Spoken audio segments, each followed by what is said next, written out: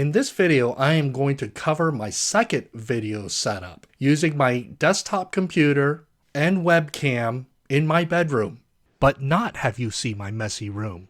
This video setup was something I've been mentally working on for several weeks. I knew there were going to be times I wanted to record videos outside of the studio on my desktop computers because what I had in mind were PowerPoint presentation type of videos, as well as videos where I would need to record my computer screen. So first, there is the issue of recording in a small room. Do you really want others to see your messy room? In my case, absolutely not. Second, what background could I use in a tight room where there's stuff on all four walls? In my main studio, I use background lights, as you can see behind me, which is nice and blue, but that's only possible when you have a bare wall available to you. The third issue is in my room, where my desktop computer is located, lighting is a challenge. Space is tight. How do you light up the room and your face appropriately so you don't look horrible on camera? The fourth issue is,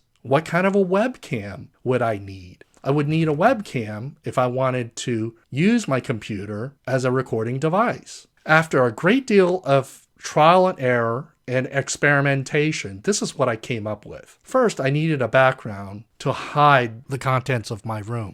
As I said earlier, there was no blank piece of wall that I could use as a background. So I bought a portable T-stand background stand kit. I placed this portable T-stand immediately behind my office chair. I hung a long piece of fabric across the T-stand where it drapes to the floor. I used the clips to secure the fabric to this T-stand. Now, initially, in my early experiments, I used green fabric thinking that I was going to do green screen. But after a lot of thinking, at this point, I don't want to deal with a green screen. I prefer something a little bit more natural. So I ended up getting creative and went to the Walmart and bought myself a roll of cheap black fabric to hang on my portable T-stand. Now, regarding the lighting challenge, this is what I came up with. I brought one of my studio LED lights into my room and I aimed the light to the ceiling, which provided nice ambient light. Then what I did was I mounted a 12-inch ring light to a desktop tripod and put it in front of my face, off to the side, out of camera range. Between the studio LED light, which is providing the ambient light, and the 12-inch ring light that's aimed at my face, it seemed to do the job. Now, as a side note, I ran into some issues with how my skin color came across on video. I realized that by maximizing the yellows of both the ring light and the LED studio light, I looked a lot better and not like a pasty white zombie. All of this has to work in concert with the webcam. I bring this up because I speak from experience. Now, for several years, I owned a nice high-end Logitech C920. So if you look it up and try to buy it, it's not one of the cheapest webcams. So you're thinking it's probably a good thing.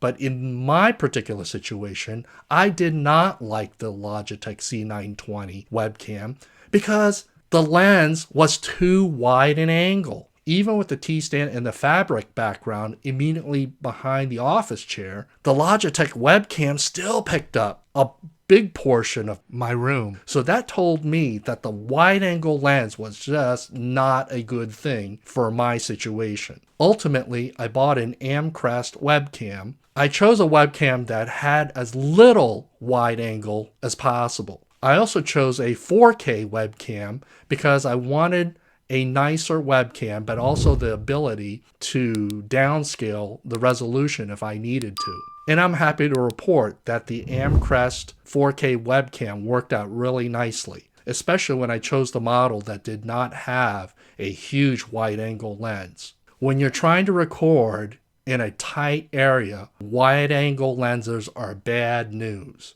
And finally, for the audio, it was real simple. I just brought over my Blue Yeti USB microphone and connected it to my computer. and it works wonderful for recording audio. Here is a sample video using my secondary video setup. Testing 1, 2, 3. The black cat is coming up the stairs. As you can see, the second video setup looks basic, but it gets the job done by hiding what you're not supposed to see. To recap my current recommended video setup, where you want to record video from a desktop computer in a room full of stuff where you don't want it to be shown on camera, this is what I recommend. Make sure you get a T-stand background stand kit. Number 2, get a cheap roll of black fabric that is wide enough to extend the width of the T-stand, but also drape to the floor. Number 3, in my situation, I only needed one LED studio light aimed at the ceiling to produce sufficient ambient light for what I was trying to do. Number 4, I prefer the 12-inch ring light. They're a little bit more expensive than a 10-inch ring light, but I like having the ability to crank up the light, especially the yellow light, so that it's more flattering to my face. Number 5, you want a webcam that does not have a wide angle lens. A lot of webcams that I saw online presents the wide angle as a feature, but in a tight area, it is not a feature. It's a liability. If you are forced into a webcam with a wide angle lens, choose the model that has the smallest angle. And finally, to record good audio, I personally recommend the Blue Yeti USB microphone. There is one disclaimer. As all of you know, technology is always changing, circumstances change. This configuration that I've come up with works in my situation in the current circumstance. I always reserve the right to change it up in the future. But when I do, I intend to make a video on it. So what you might want to do is like and subscribe to this channel so you can get the updates. Thank you for watching this video.